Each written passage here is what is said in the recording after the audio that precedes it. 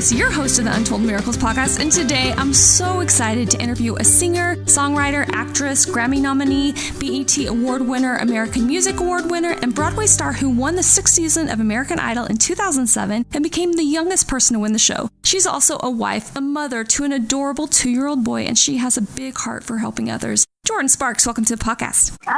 Thank you. That was really sweet. Thank you so much. Well, Jordin, before we start, I just want to thank you for your amazing support of Children's Miracle Network Hospitals. You've been attending our events. We did a really fun event in Hawaii together, the Ace Hardware Golf Shootout. You came to Orlando and met kids from every state in North America and every province in Canada. And I just want to thank you for all you've done to help save kids' lives. I love kids. I always love being around them. I mean, you know from the many times we've seen each other that I'm a mom myself. I really love being around children, and I love, the way that they dream, the way that they imagine things, the way they talk, the way they interact, So to be able to support Children's Miracle Network Hospitals has been an honor for me. On this podcast, we talk about miracles, and I want to go back to when you were a 9-year-old girl. What were your dreams in your life? I really developed my love reading at 9 years old. I loved to read. I knew that I wanted to do a book one. I obviously loved singing as well. That I definitely had a passion for already by the time I was 9. And so I wanted to be a singer. I didn't know what that looked like because it didn't even have a first season when I was 9. So that wasn't even a thought in my mind. I just knew that I wanted to sing. But I actually wanted to be a pediatrician when I was younger. For a long time, I wanted to be a pediatrician, and then when I thought about it, I was like, I don't know if I could handle all of that. I had a lot of responsibility, so I told myself that I would be the singing nurse that gave Band-Aids and lollipops. I love that. We've been so grateful to be on the benefiting end of that. You've really touched the lives of so many of our miracle kids, and it's incredible to watch you do that through music. And I wanted to know, were there any miracles involved in you trying out for American Idol? Oh my gosh. I think the fact that I made it there was a miracle in and of itself. I wanted to audition for Idol. I was such a huge fan of the show. I still am. And when I auditioned, I was actually told no. And I thought to myself, well, I'm the youngest that you can be at the time. 16 was the lowest age limit that you could go to. And so I was like, I can just audition again next year. I wasn't really thinking that it was the end of the line for me. It wasn't discouraged to where I was like, I'm never singing again.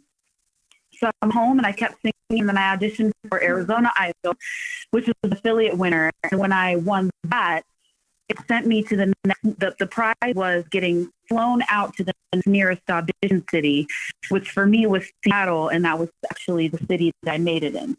The last 13 years, you've had some really incredible experiences. You've made amazing music. You've sang the national anthem at the Super Bowl. You performed at the first inauguration of President Obama, performed with Britney Spears and Jonas Brothers, Alicia Keys, sang the Star-Spangled Banner at the Indy 500. You performed on Broadway. You taped your first movie with Whitney Houston.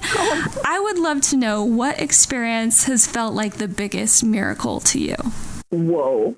Even you say all of that just completely overwhelmed me. Wow, I really have gotten to do some amazing stuff. Whoa. I'm just I'm smiling ear to ear, thinking about it all. It's wow, I really like to do some cool stuff. Two things. One, there's a lot, but in particular, the things that are popping up in my head right now was the Kentucky Derby with my papa. I performed the national anthem there. I never thought that it would be a place that I would be, Mm-hmm. And to be there and singing the national anthem, my grandpa and I actually placed a small bet on one of the horses, and the horse actually ended up winning that year. And so it was just this moment of, one, we were that we didn't, place a higher bet on the horse, but for me and my papa to have that experience together was definitely a miracle. And we talked about it that was in 2011 and talked about it all the way until he passed last year. So that was one of those miraculous moments. And then being able to sing, actually, I'm pretty sure that was the Miracle Network Hospital in El Paso for my stepsister that passed away. We went and we performed for some kids, the kids at the hospital down in El Paso. And that was a really beautiful moment because I was with my dad number two, my mom, and myself. It was just a beautiful moment to be able to do that for the family. And they named one of the rooms Brianna's room. And it was just really cool to be a part of that, to bring smiles on those kids' faces, to see that room be named after my sister. Was really beautiful. And that one of the last major things I got to do with my stepdad as well. I love you talking about her. She tragically passed away from sickle cell disease, and I know a lot of kids treated at our children's hospital that battled this on a daily basis, and I just don't think people realize what a warrior she was.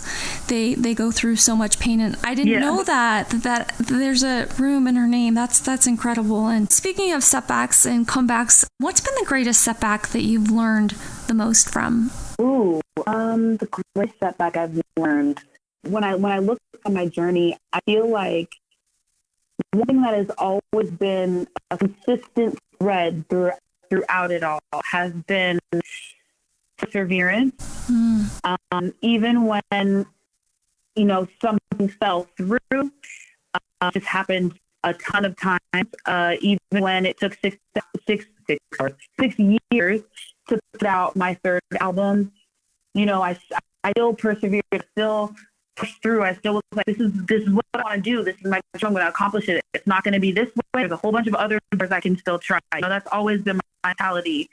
And so I think that those 5 years when I wanted to put out my third album, the 6 years trying out my third album, I learned a lot about myself, also about not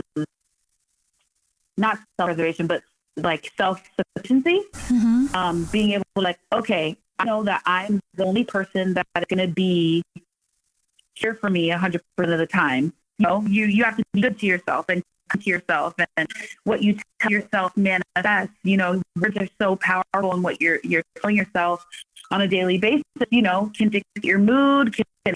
So many different things can change, and I learned a lot about myself in that way. How I respect myself, how I love myself.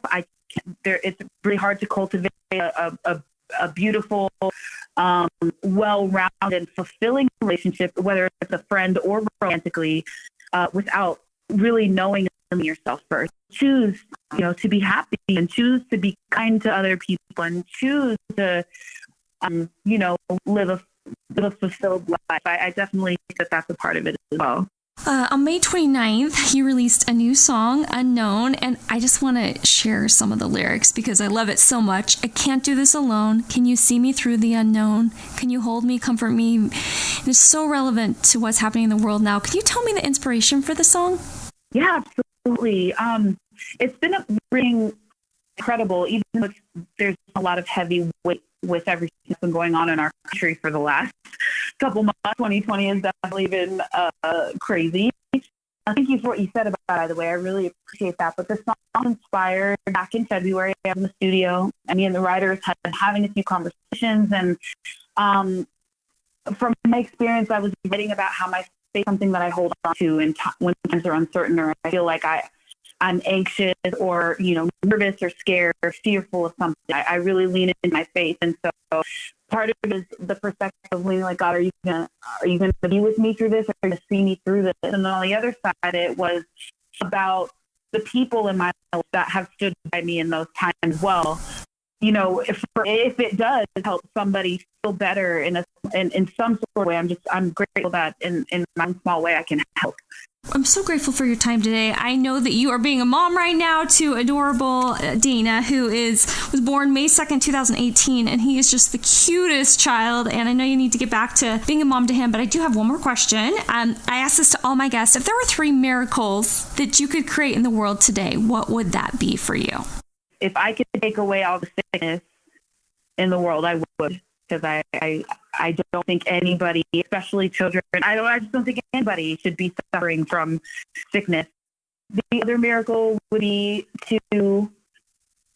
for people to not judge people. I hope that there's no judgment, but that's just, we're never going to get rid of that. But I would hope that people judge somebody on the kind of character other than the color of their skin, instead of the color of their skin, or because of what they've heard. I don't want DJ to have the conversation with his kids that families and households have to have right now as a Black family or people of color have to have about protecting themselves. So I change that immediately. We're in this shift right now that I'm hoping, and I have to believe that my son won't have that conversation with his kids. I got to believe that. That's my hope. Well, I would encourage people to go to your Instagram and just read the post that you wrote about that, because there's a reality that people are facing and conversations that have to be had. And just, I appreciated your vulnerability, sharing your heart, and just, we all need to do our part. And I just appreciate you sharing like what the reality for your son is and for your husband. So thank you. Oh yeah, of course. No, and I appreciate you being able to give, thank you for your time and also space to allow me to speak. I'm really grateful for that. But you're right. It is work that we all have to do, not just a day. Like, this is stuff that we have to work on all the time, today, tomorrow, through the end of time. Right. Like, we have to actively be working to make it more harmonious for everybody. And it starts with having the conversations. You're right. It starts having the conversations and being willing to listen and be open to what other people's experiences are, and believing them when they tell you that that's what their experience is.